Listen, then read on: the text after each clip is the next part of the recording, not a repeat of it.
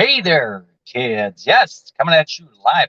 Hadn't actually planned on doing a live today, but had some thoughts, had some epiphanies, I think it were. Fred Moore here, time stress management expert, and as always, bald guy. See, I'm not in my office. I'm not my studio. So I'm not doing the live stream from there like I normally would. I'm in my car. I'm actually in a parking garage. Had to take my little girl, 9-year-old, she's not that little anymore, to the dentist. She had to get some dental surgery done. Mom is with her now, and because of COVID, of course, I can't hang out in the waiting room with my wife, so I had to go someplace else. Well, okay, fine. Right across from where the dental place is a place called the Fashion Square Mall. I'm here in Orlando, Florida. If you've been here, if you've lived here, if you do live here, Fashion Square Mall. And boy, did this place bring back some memories. Yeah, I was like, oh, Fashion Square Mall. I used to, my office wasn't too far from here, and this was my this was my second office, the Fashion Square Mall. I'd go here probably 2 or 3 times a week at least. 2 or 3 times a week, go to the food court. I get me a turkey burger from Flamers, get me some waffle fries from Chick-fil-A and some sweet tea, bring my notebook, work on some ideas, have a nice lunch there. It was so great. So I'm here and I'm like, oh, I got to go. I got to go to the Fashion Square Mall. Bringing back so many memories. Well, if you've been to a mall lately in the last year or so, you know that malls are just they're slowly dwindling away. And this one too. I mean, this was the mall, right? This was the place to be. I'm parked in the parking garage here, and I walked in, and there's no food court. There's a movie theater. Spencer Gifts is still there, of course. Hot Topic still there.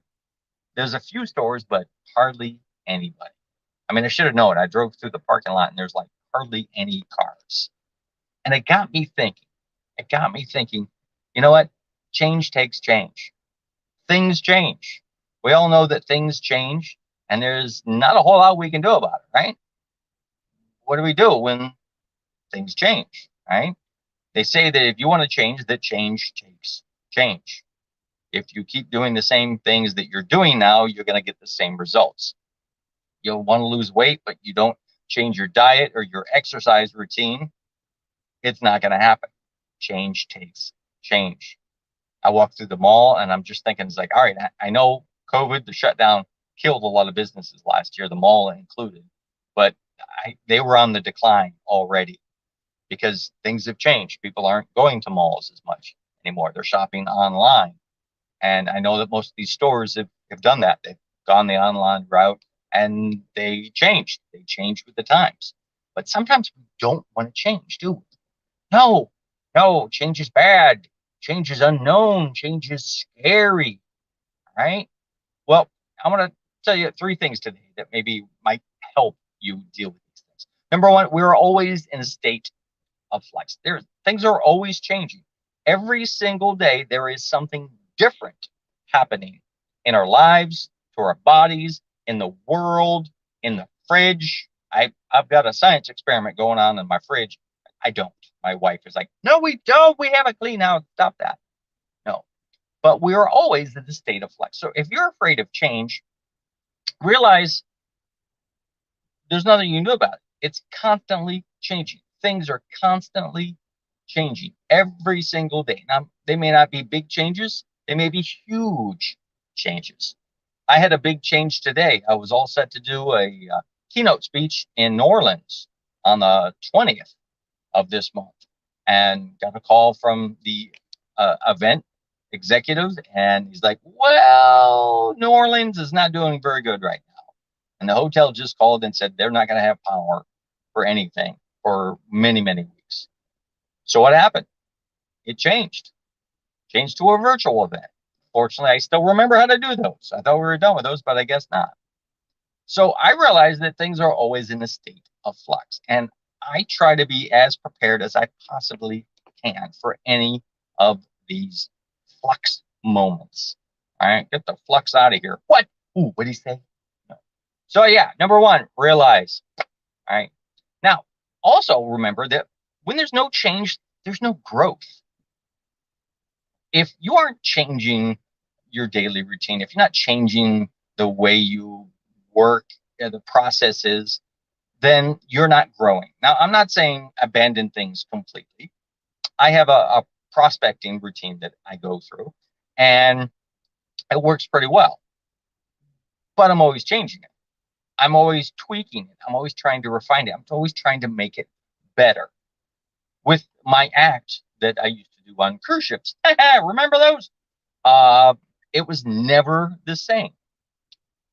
99% of it was, but I was always changing something because I knew I wanted to grow the act.